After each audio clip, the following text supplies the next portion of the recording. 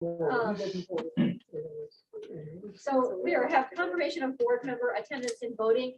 So because we have some new board members, I think we're going to just briefly introduce ourselves, say like your name, what your town is, and whether you're voting or not.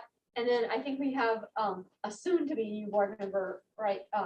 Clifford Noyes. So even though he's not actually a board member yet, maybe he can introduce himself as he'll be the board member starting next in July, right? Yeah. So, okay, I'm Jessica Stewart, and I'm the board chair, and I'm Prima, and I'm voting. Let me go this way. I'm Brian Henkel. I'm a board member at Mount Desert Elementary School, and I am voting. I'm Will Lively, and I'm a board member from Southwest Harbor Elementary School. Are you voting? I am voting. As I just realized. I'm Susan Allen from Pemmican voting, but who is new aside from Clifford? I believe, not Desert has. No, actually, both not Desert people are actually not able to be here. Oh, they're not here. Yeah. Okay. So it's just us kids. I mean, this is fun. Yeah. Yeah, we don't. Okay, I'll just, would you like to introduce yourself? What? Would you like to introduce yourself, Clifford? Oh. Yeah. Hi, Clifford Noyes, Southwest Harbor. I guess I'll be active in July 1st. Okay, great. Welcome. Welcome Okay. aboard, Clifford. Okay, so I'll just go down the list in that case then. Okay, Gail Marshall, Voting. Jenica is a new person not absent. Brian. And Voting. you said you were voting, right?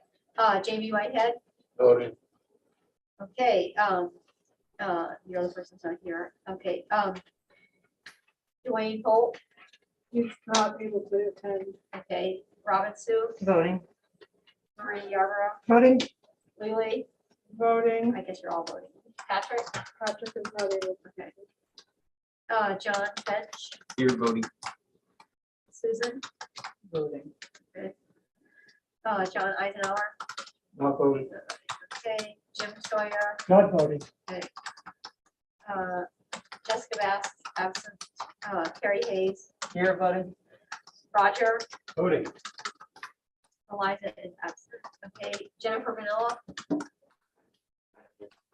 Okay, Gary Burr is absent. Kristen Farley. Okay, Darcy. Here voting. Aaron Brown, you're I am voting. Tammy Tripler. Voting. Okay, and I see that no one else is out on. Okay. Thanks for saving that time, Susan. I hadn't even looked. I just had my note. 2 introductions because it's new people. Sorry. Okay. The voucher went around. The DocuSign. Hopefully everyone signed that.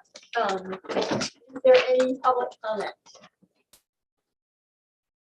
Okay, and we'll have another section of public comment at this at the end. We have we need a motion to approve minutes from 11 April 2022. So moved. Second. Any discussion? All in favor? Okay. That brings us to reports and updates and the superintendent report. Go with Mike. Happy New Year, everybody. I'm glad to be back in person. After a week of isolation, I felt like isolation. But I kept very busy. So this month's report will start with enrollments within our pre-K 8 schools. We have 896 kiddos. At the high school, 496, and our total district population is 1,392. That's a difference of -3 from last month. But I know just that Emmett, they had some new folks pop in, and as you know, our enrollments kind of ebb and flow with the year. I thought I'd start with the COVID, of course, the center of the day. As you know, on Friday, it was actually Friday morning that the federal site updated. It was actually earlier in the morning because I checked regularly. It was still green, and then by 9 o'clock, the switch had gone to make it red. Then it the news and started talking around, and recognizing that, we have sort of what Dr. Crevin would call sort of micro outbreaks that occur. After thinking about some of the decisions that you basically gave me, is that, the measure that I have always said is that, if we were to go to red and if circumstances surround us look like, we need to put masks back on, then we will do that. And that's the decision that I made. Honestly, it was a little lonely at first until I saw Bangor recognize and do the same thing.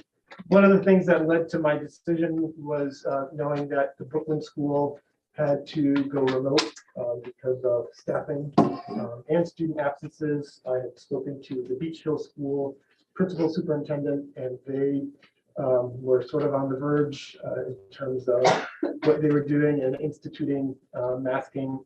And I know that within our own schools, one of our schools was at the 15% for absenteeism. And we were seeing cases overall after meeting with the nurses on Wednesday and talking to my peers at the high school, that there had been an increase of cases.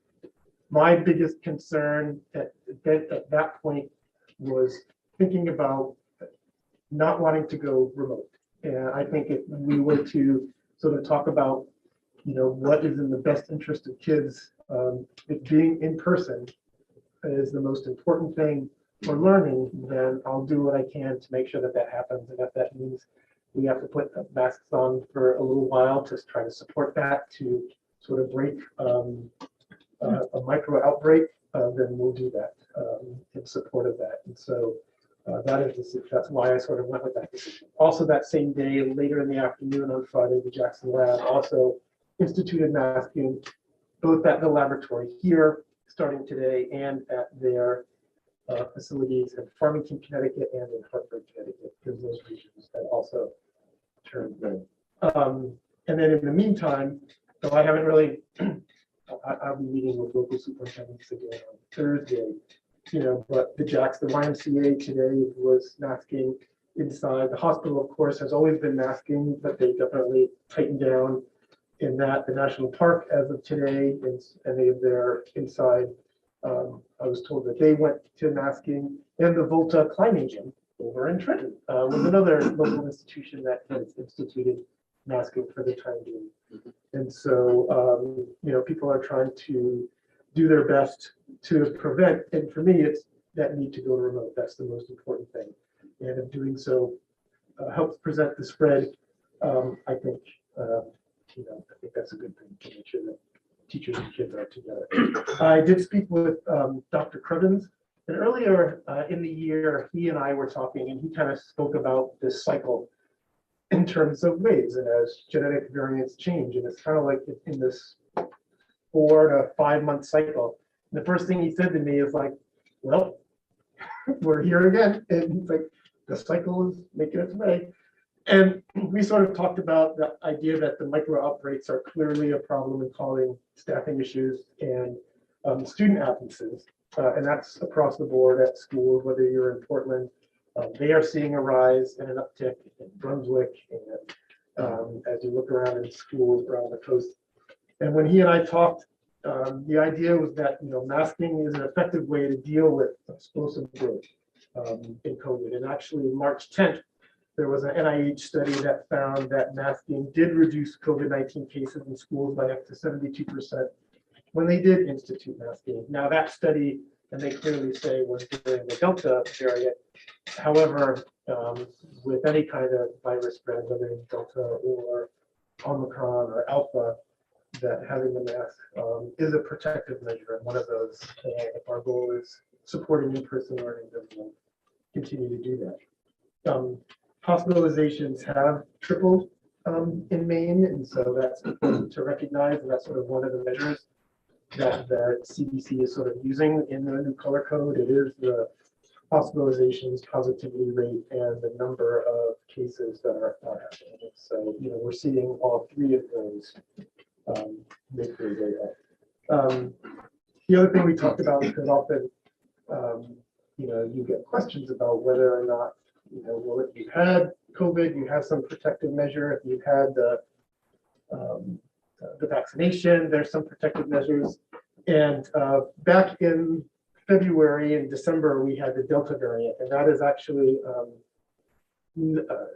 different genetically than what Omicron is.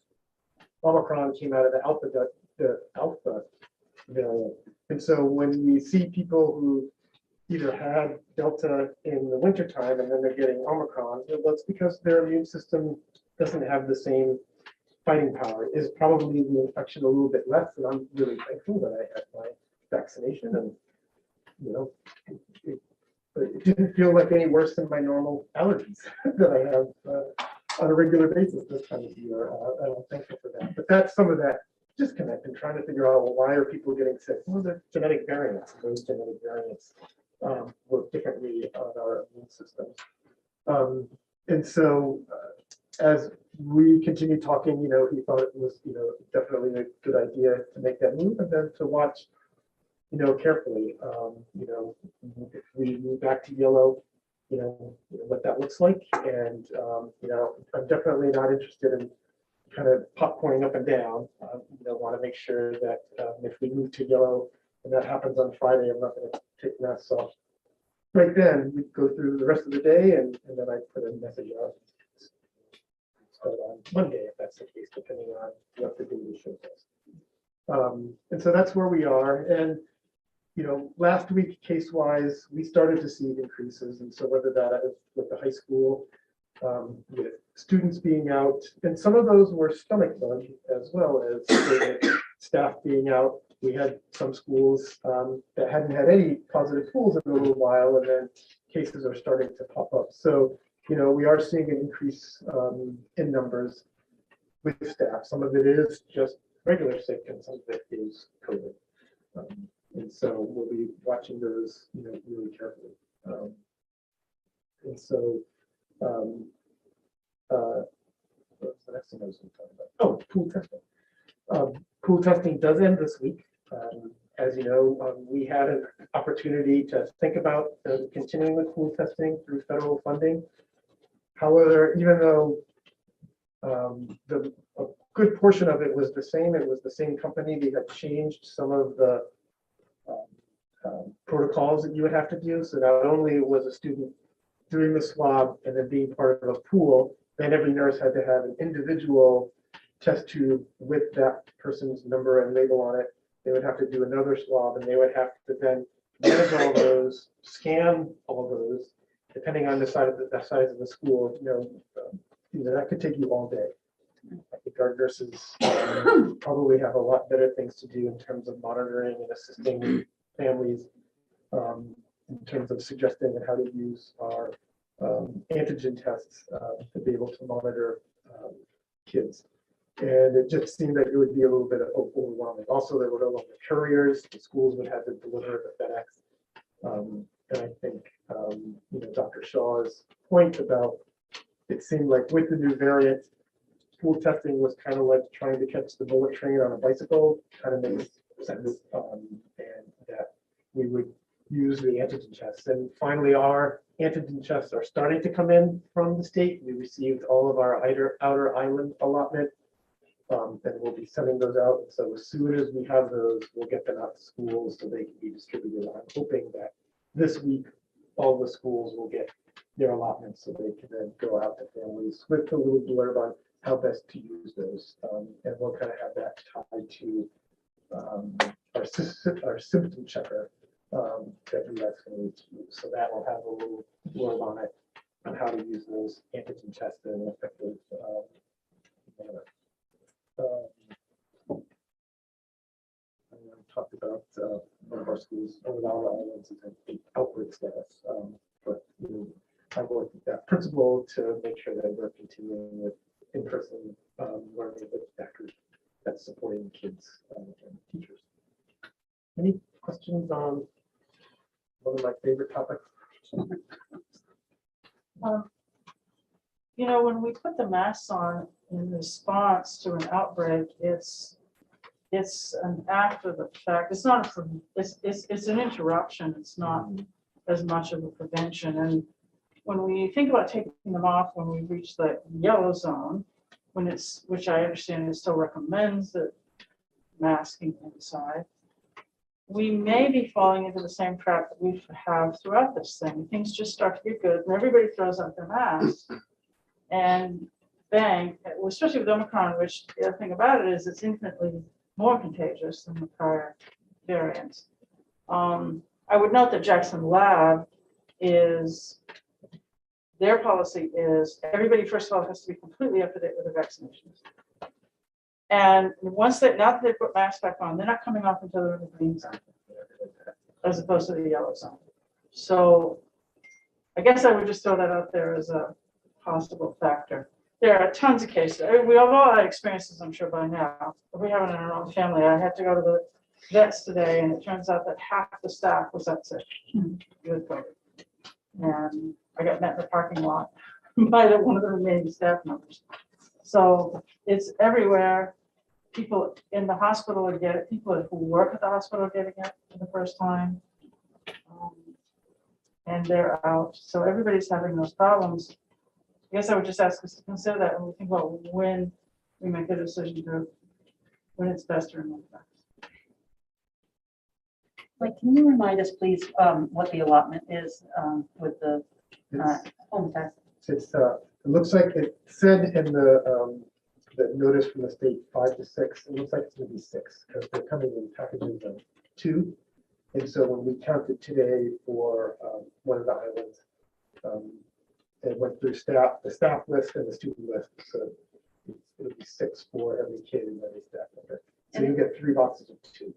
Is there any thought to holding back on some of those or asking people if they want them to make sure that they go to places where they're going to get used? I mean, like, I have a whole bunch at my house. I don't need 6 more today. And if are places that the nurse can use them that would be more helpful, or if there are families that aren't going to test no matter how many they've got, they're just going to assume that either they have COVID or they have the flu or whatever. Doesn't it make more sense to keep some here so that if we need them, we have a stockpile? In the order that I did with the state, I pushed it. Yeah.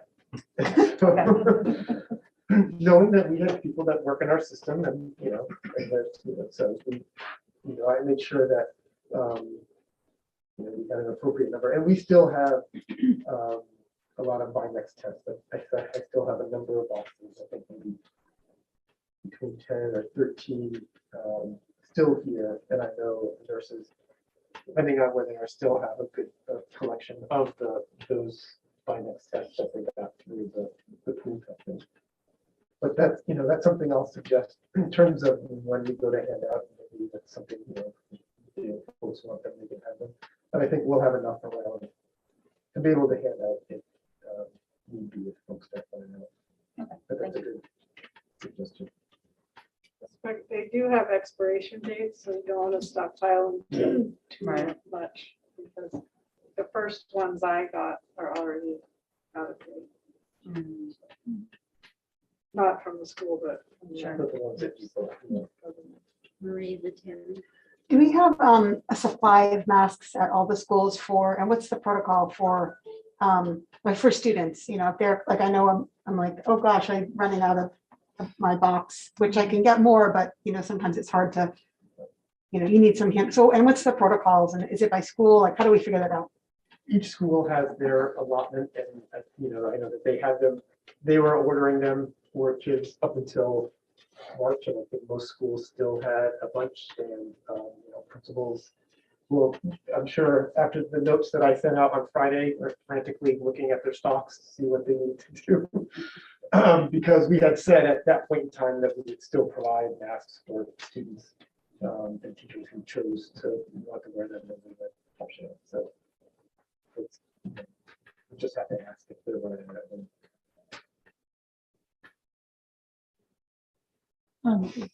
Just to what you had said there about the mask and sending them to people that you may not think that they would use them. What I'm finding is as time goes on and more people that they know this is their second or third time that their family has had COVID, and they really truly believe that they would once in to be done and never happen again, that people are using them.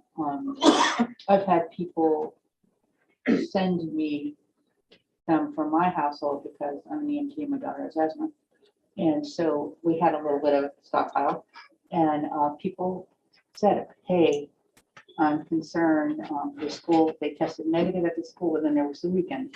And so they asked, and, you know, so the stockpile can go down really quickly. And it's like, it seems like 6 is a big number, but if you're a household that has 4 to 6 kids, that's only one test.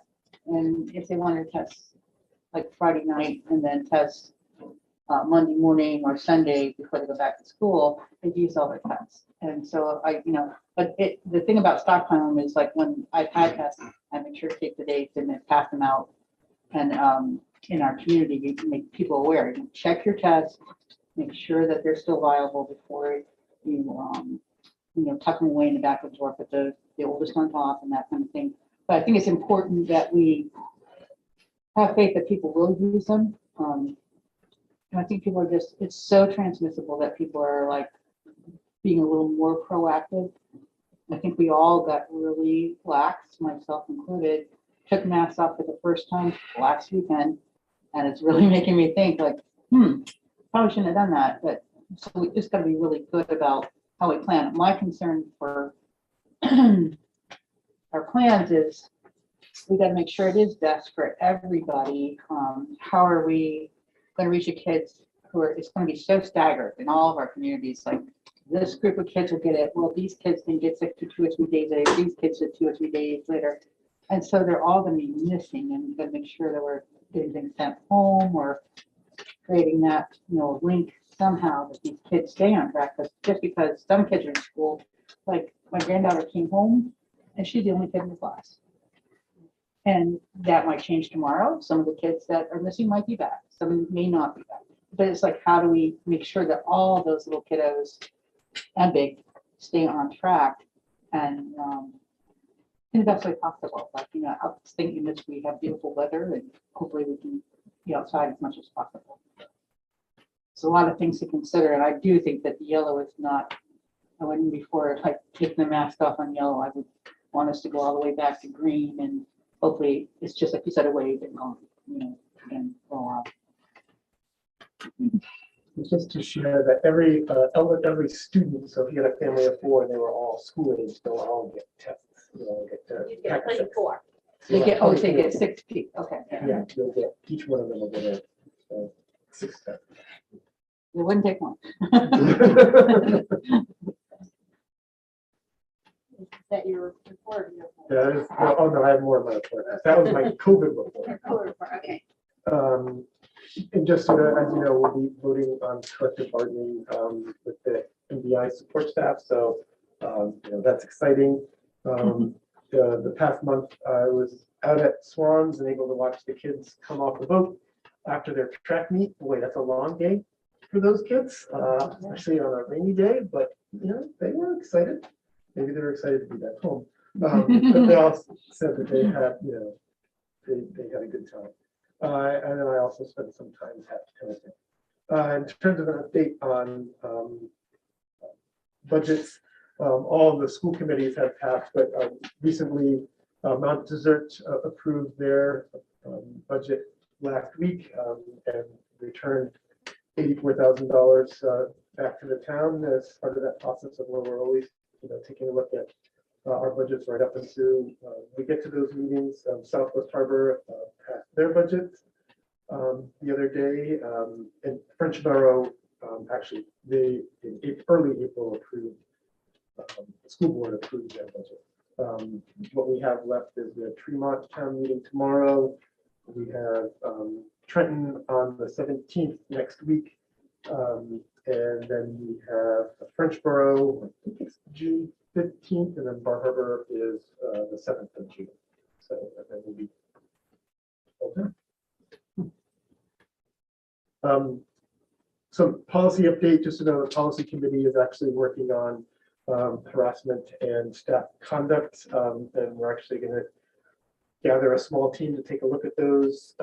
Had a really good conversation at the meeting taking a look at some model policies from Portland school system, and then some pieces from the SACO system and suggestions from our lawyers, and we'll put those together and then have those go in front of the policy committee, and hopefully by June we'll have something for us here. Take a look at. Spring assessments, principals are in the process of scheduling all of those assessments. We have the end of the EAs, the science MEA, and then of course for the littles, there's the DRA at the high school. There will be the EAs as well. And the science MEA. So those are all getting scheduled. The window is open now. The state window is also up fall.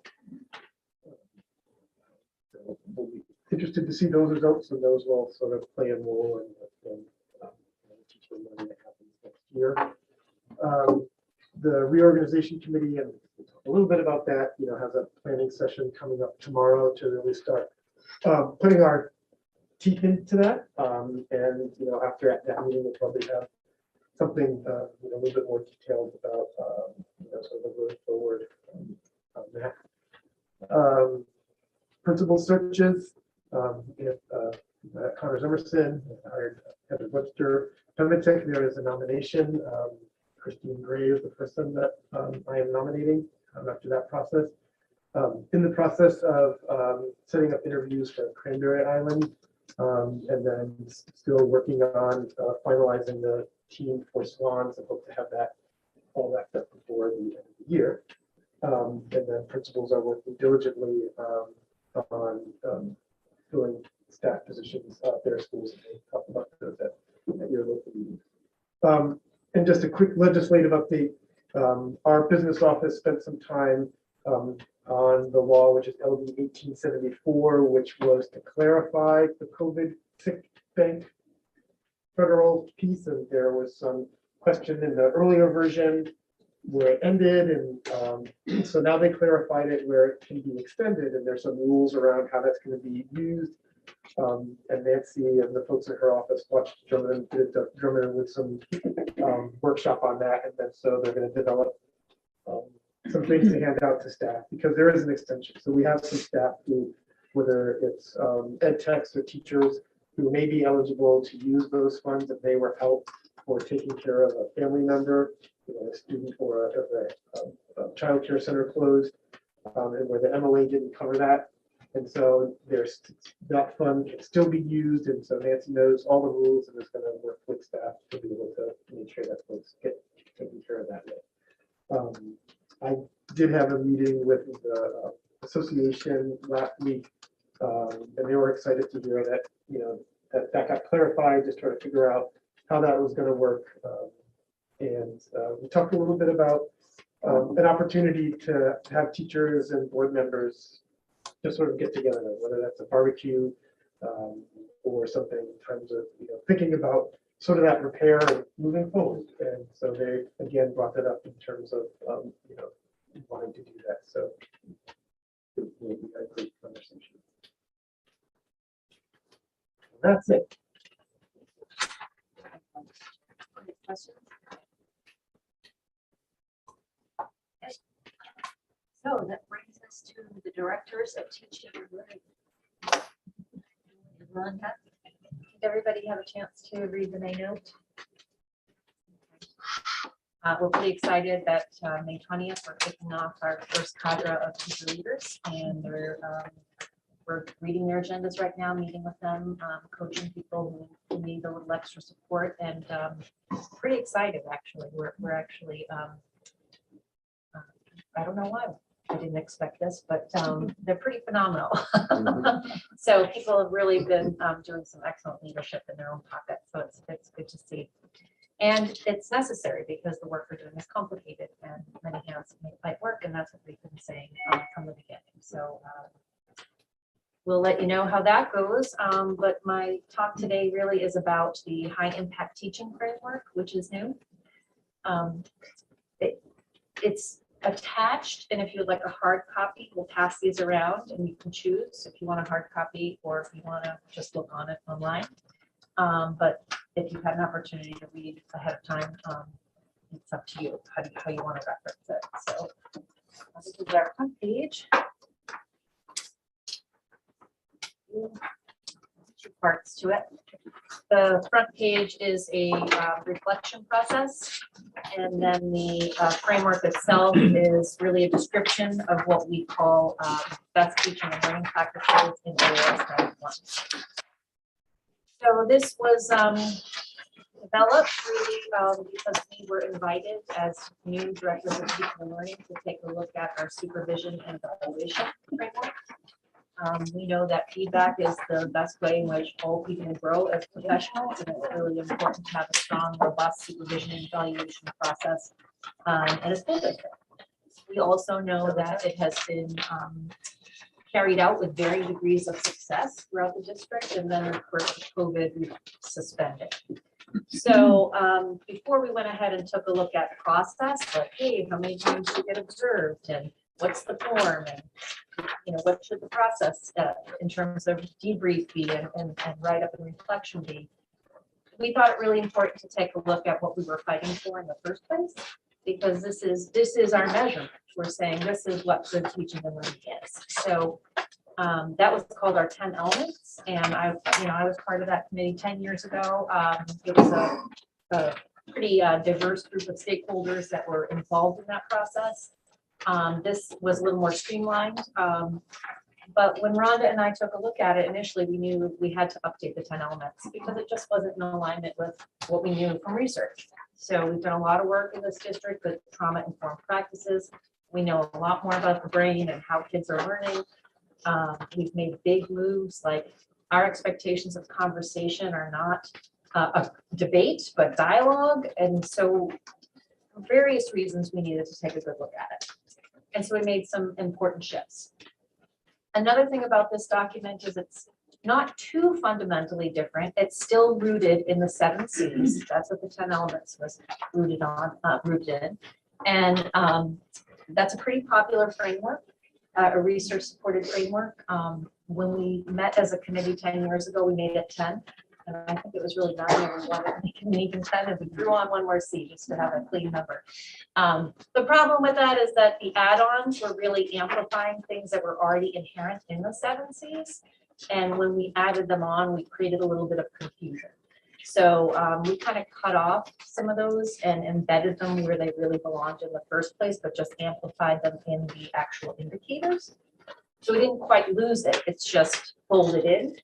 The one thing that has stayed added on is content, but it's fundamentally different. And we're happy it's still in there because we're describing what we know to be true about content creation. And it's not the old model that was reflected, this idea of banking education. Kids are there, they're piggy banks, I put money into them, they sit and get, I'm the sage of the stage who knows my stuff. The old model was written very much like that. We want you to know your stuff. And it's not that it's not important to know your stuff, but that's just not how students create knowledge. We co-construct. So we want teachers to be more guides on the sides and coaches and setting up processes where kids are working with knowledge. So that's a fundamental shift too. Another key shift here is the request by the Anti-Racism Task Force to do a curriculum assessment and instruction audit. Rhonda, myself, Becky Lehman, and Jill Cohen as a team attended the Maine Curriculum Leaders Association curriculum audit training. You will see a lot of tenets from that training woven throughout this document, particularly the front page, where we're asking teachers to go through a yearly reflection to think about themselves, their own identities, how they show up for work, because we know that impacts how they see their own kids, and to think about their students' perspectives, whose voices are missing, and so on. And then from there, begin to look through the document itself and identify a goal. That's not different, identifying a yearly goal. Every year, teachers identify a yearly goal to work on in their practice, and the schools identify a collective goal that they're going to work on. So now they will identify that from this updated framework. And from there, Rhonda and I are actually going to be taking that data and supporting with professional development throughout next year. So to help us with that, we're shifting the goal setting. It used to be the first week of school. And we're shifting it to the end of the school year so we can have time to support those goals a little more thoughtfully next year. Another key influencing document is the coaching for equity work that we've done, the training we did in the beginning of the year. A lot of that is woven throughout the document. Touchstones is updated throughout the document, the way of discussion. Creativity is a big change. We had it a little more bent towards the arts, and now it's a little more bent towards mindsets, growth mindsets, and so forth, expansive thinking. So those are the key shifts. Did I miss anything?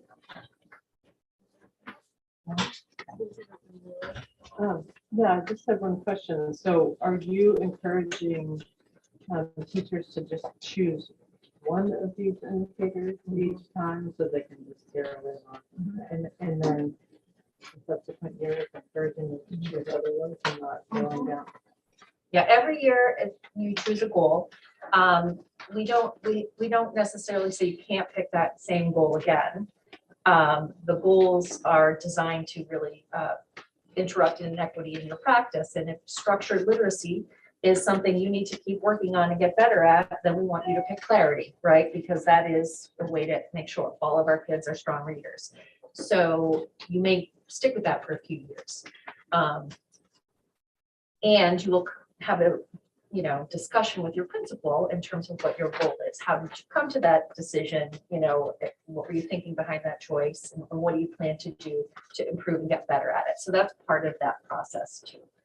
Another piece to that is that teachers are on a 5-year certification cycle. So every 5 years, they create a professional certification action plan. And so there's a goal that's a 5-year goal. And then each year that's also based on this. And then they choose an annual goal. So they're really working on 2 professional goals and a school goal. So they're working on 3 different goals all the time. And I just have a follow-up that if the evaluation from administration, you all are principals, does that strongest need prioritize? Like their goal is one thing, but you feel like. Let me clarify. This is professional development and growth. The second part is rubrics of evaluation. So the rubrics are actually aligned to the old document. And we're going to, the next step is we're going to get those rubrics updated in alignment with this. And so when you're on that cycle, you'll see those are my rubrics to which I'm kind of holistically evaluated on. Okay. Yeah. So if I were evaluating you, I saw that you really need help at number 2. Absolutely. Absolutely. Yes.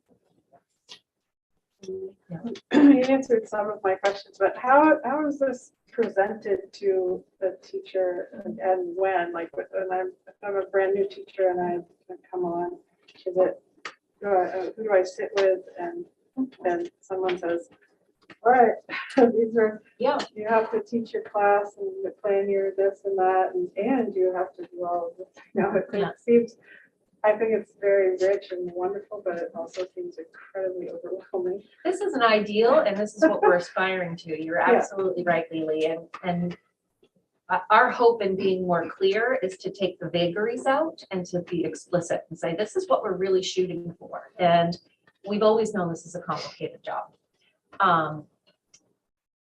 And we have tons of support, I want to add, more so than anybody else to get there.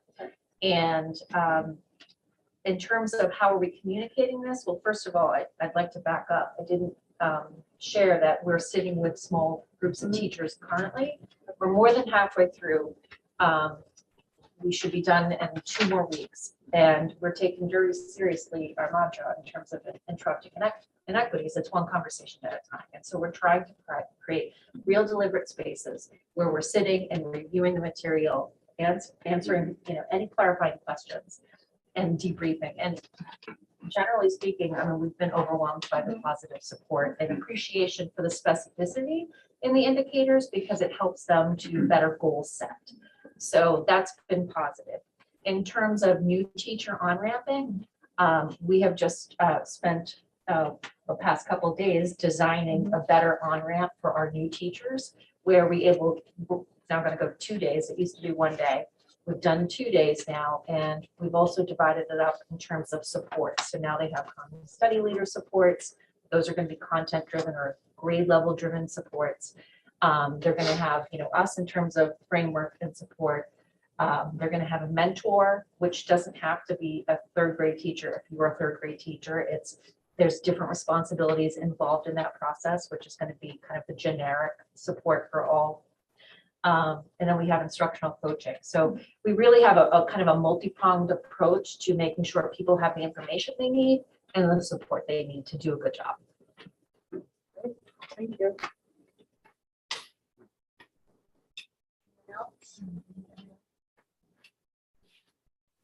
Okay. That brings us to committee updates. Mike sort of covered policy committee and reorganization committee and his update, unless there's more that you said about, you covered policy, right? Yeah. Yep. The anti-racism task force has been sort of meeting and sort of winding down for the year and figuring out how to be ready to launch into the next year effectively and what those sort of goals. I know I'm part of the anti-racist, I'm part of the restorative justice subgroup, and we've been having some meetings about restarting hearing committee in high school and some and looking at some professional development to help with some of those pieces. And Julie touched on the curriculum, what do you call it, assessment audit, whatever. Yeah, the curriculum audit, which is yeah. now a long-term goal of the committee. So is there more to add about that? Well, this in essence does build in a yearly audit, but it's not the only thing we would be doing. Yeah. So an example would be, one of the items for culture building is helping to reduce harm from microaggressions. And that has come up in our conversations of an identified need. Teachers have said, I could use a little help with that. I often don't know if I'm saying something that's offending somebody or causing harm. So are we going to do any training on that? The answer is yes. We've already contracted with Rachel Blansett, who's involved in the anti-racism task force. She's the diversity and equity officer from the College of Atlantic. She had a 1-year stint and she's going to do a session in August 25th when we open school. It'll be all districts. So we'll continue to support in that way. So No, it's a student on the committee identified that many teachers don't know how to respond, like when they witness an incident of racism. And so I think that's, I mean, part of this is also geared at helping teachers be prepared to know what to Exactly. Nobody doesn't want to do the right thing. They just don't necessarily know how. So I think other questions about that. Erin, did you have anything to add?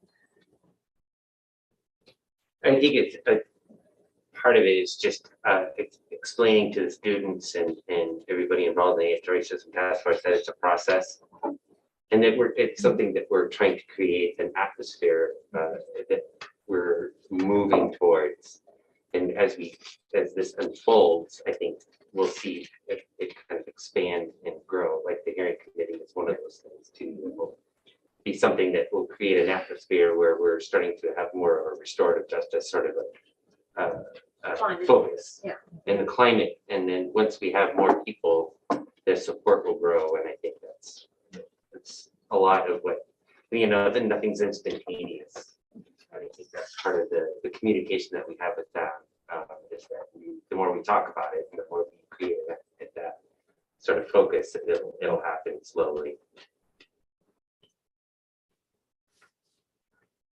Okay. Any other questions? Okay. Brings us to discussion items. Reading of the internet policy and the chemical hazards policy. Hopefully you've all had a chance to read these proposed revisions. And so the internet, the ISP, so there's the ISP and then the ISP and the internet safety policy. And the pieces that were altered, and Josh, by saying that doesn't match up, were changing some of the language in terms of the types of devices that we have a, no longer just computers. There's a variety of devices that are out there that are on our internet, and so the safety. This policy was to identify those and to be a little bit more broad in that understanding. And so it was going through those pieces around safety and then taking a look at pronouns. Realize that in most of our policies, we have some pretty outdated pronouns in terms of to what they refer. And so it was just sort of cleaning up that language and a recognition that we're in sort of a new era of technology, and just want to sort of keep up with that. That's what we talked about. Yeah, that's pretty good. And changing from when it said school district to NJRSS and that kind of stuff, it's just becoming more clear, the district policy. I think it's pretty straightforward. Are there questions? Yes. What does AUP stand for? Acceptable use policy. Acceptable use policy. Thank you. I just, Okay. this is just in the paragraph 1, it's called a variety of technology devices, and then that's the defined term, including but not limited to blah, blah, blah, blah, blah. But then throughout the document, it seems like it interchanges technology device and electronic device, but electronic device is never defined, so like,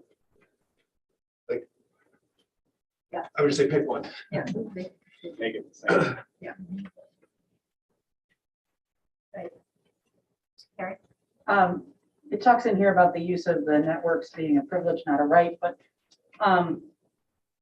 it used to be really easy for adults to get on. We had the guest internet, and that has not been very easy this year. And I know even for us as board members, a lot of times we can't access the internet when we're in the building. Is anything changing in any of this policy to make that more accessible again? I guess network is available at the high school and the schools that have asked for it. Some schools have asked for it to not be available. Okay, it hasn't always been available at the high school this year.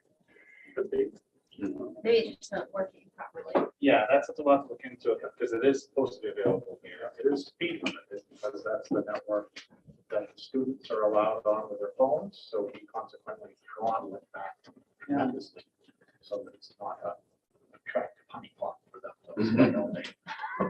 Understandable. Okay, thank you. And we have, for any board members, also connect you to the staff. Yeah, you can network. So as Yeah, I know you connected me, Josh, but it's, sometimes it gets changed and then I'll come in and I can get on again and, then it can be difficult to get back on. So we have one district and there is a staff network that's the same in all schools. That's the one we'd want to connect you to. Yeah. Because each school also sometimes has their own networks and that can change. Right. But we keep the NJRSS staff network as consistent as we can. That hasn't changed since we set it up 4 or 5 years ago.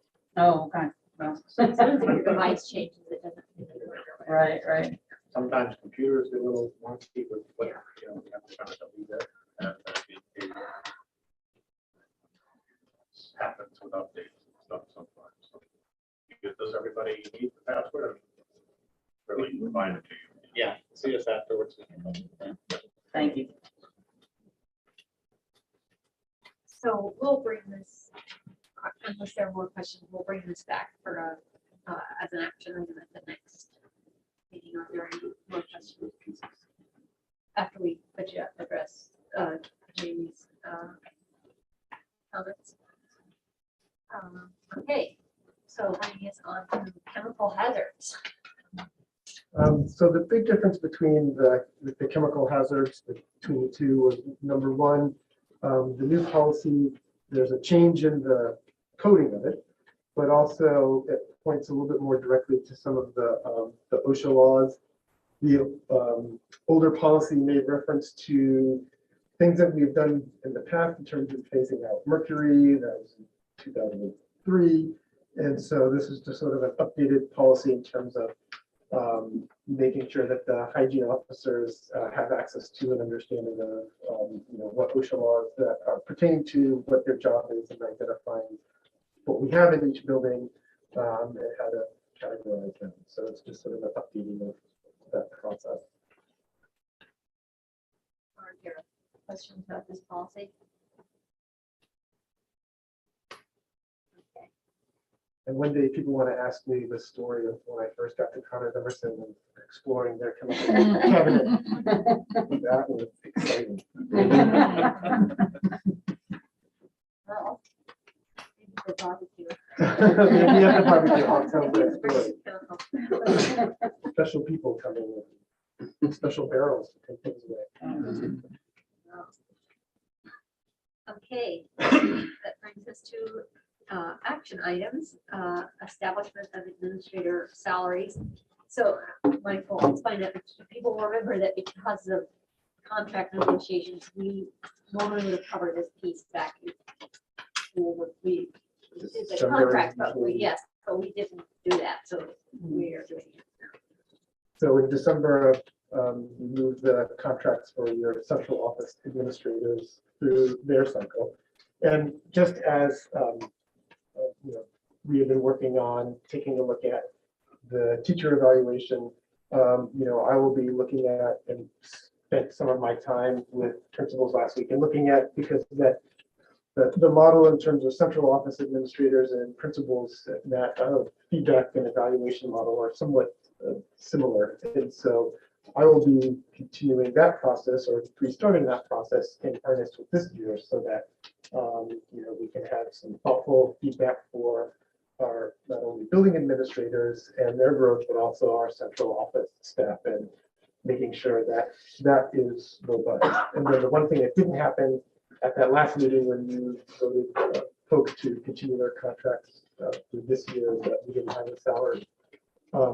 So I am proposing just to move the slate of salaries for our central office administrators at the rate that we had with in what I'm doing for principals and what our teachers have this year, which is the 5.85%. And then have that in the next year, those will be connected. So we'll have similar to what had happened in years past in terms of the evaluation from me, and then what the salary will be for next year, and we'll do those together as we move forward. But this was at this point of the year. Are there questions about that? Do administrators have steps as the teachers do?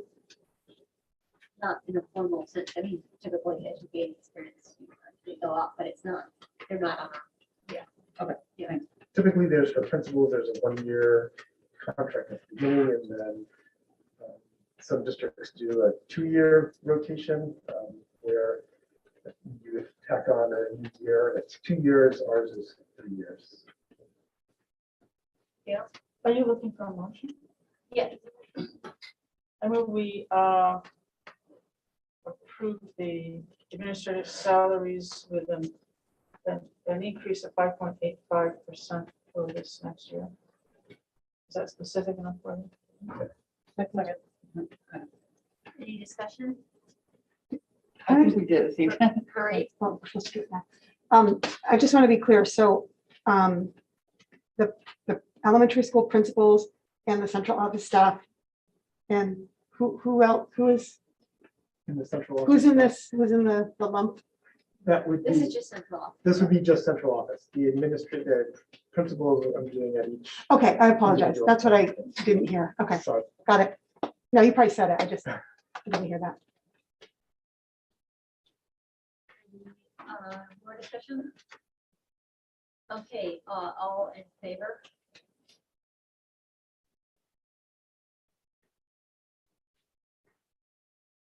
Up there. Is that something else? Saw people behind you also. Are you going to ask any opposed? What's that? Are you going to ask Yeah. any opposed? Any opposed? Okay. I just see one.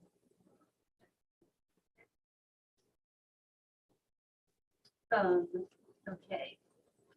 So moving on to,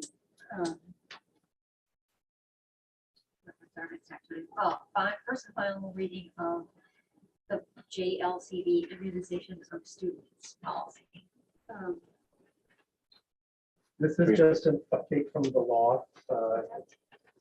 And this policy is an update to the law change where there is no longer the philosophical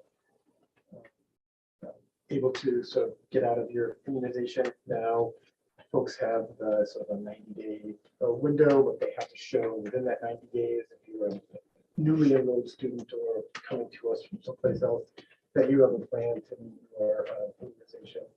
I think this year I've had 2 occasions where I've had to sort of help move families along. And this policy just sort of reflects what was the change of the law to make sure that it's copacetic. I move passage of adoption of JLCD immunization of students as provided in the agenda. Okay. Any discussion? I have sort of a question. Yeah. Because I'm not a fan of this law actually, so it's tricky. I believe our policies need to align with the law. They have to. But, okay, that was, I guess, was sort of a statement and a question. Because it's not that I don't want to support our policies, but My understanding is our policies were still aligned with the law, but yeah. it's gonna feel awkward, but I'm not gonna Robinson. Same with, I agree with you. My question is on this, just for clarity, do we, I mean, I know it's a law from the state, everybody voted on it way back when, to add, because there's like HPV, flu, and obviously COVID's not on here. Yeah. In order to add those, if it had to be added someday in the future, Yeah. what's the process? I mean, is it?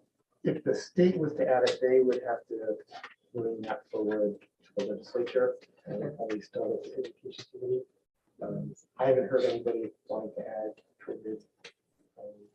The vaccinations is sort of beyond that, but it would start there, obviously, and then it would sort of move the legislature to make that call.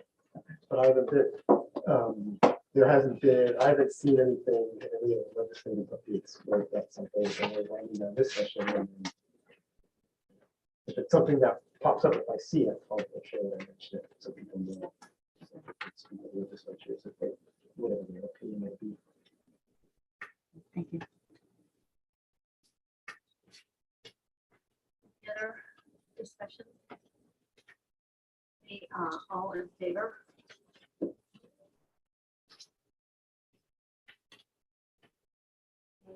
all opposed?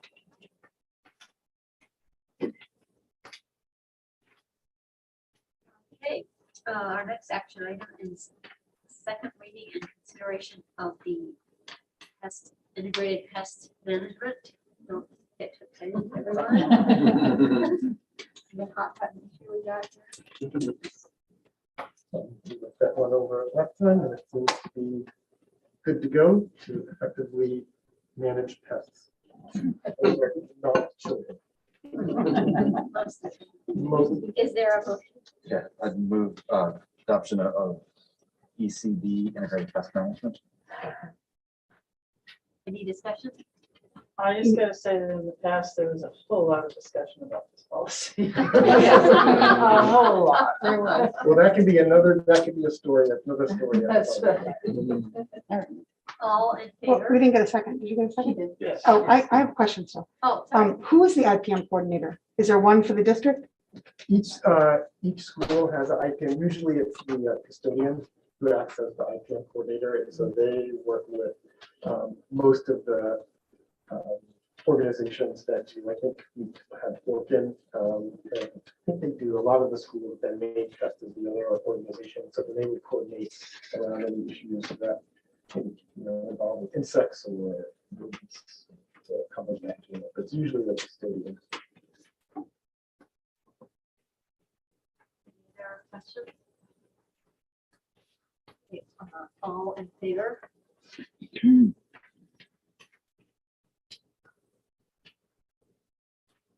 All opposed? Okay. Is there any other business? Future. You have one? Oh, sorry, I missed you. Just I'm plow calling in. on you Sorry. first. You go first. Okay. Sorry. So this is something, it could be a future agenda item, other business. It's something I've been wanting to bring up for quite some time, but I knew with COVID, I would probably be some mistake. But I've talked to a few teachers, and with graduation coming up, I want to discuss at a future time our proficiency-based grading, and if it is doing what we wanted it to do, if it's working. You know, I tried to look up and do some research about how many schools in the state are doing it, and then the state doesn't keep track of that. So, you know, how many schools are still doing it? Most everything I found was really negative about it. I know that parents are frustrated with it. Some teachers are frustrated with it. They feel like the accountability has been taken away. With seniors graduating and going to college, I know we've discussed this quite a few times about weighted grades. And because we don't have weighted grades, it's penalizing our seniors going to college because they can't get the financial aid or the merit scholarships or what have you. So for a later date, I would like to see and talk about it and discuss it, and maybe everybody loves it. And I've just found a few teachers who don't like it, and you know, but I know a lot of parents are frustrated with it. But anyway, my 2 cents. Mine's weirdly related to that. It's a question, and it may be more for like the high school, but I don't know if you guys are going to be here for the high school. But I'm wondering about Senior X and that capstone project. I know we've paused it for COVID. I now have a high schooler, so I think about it more. But what I remember of it was that it was like a way for students to shine. It was a capstone. It was a culmination. It was a graduation requirement. It seemed like it was a wicked important thing, and really important for students to be able to, especially in standardized grading, and that's a part I may be making up, but the especially part with the standards-based grading, especially because of that, it was a way to have students shine. So I'm wondering about what that looks like for next year. Has it been redesigned, rethought about? Is it coming back? And if it's not, what are we going to do for capstone projects, or how are seniors going to have some sort of a capstone project that is a feather in their cap to move forward?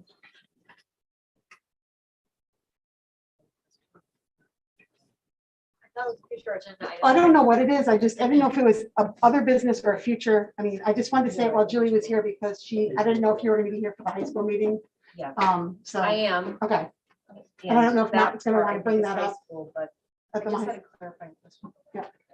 Yeah, because there's kind of 2 parts to it. So I wasn't sure if you were leaning more towards the high school part or you're looking at a whole system. The whole part. system. Okay.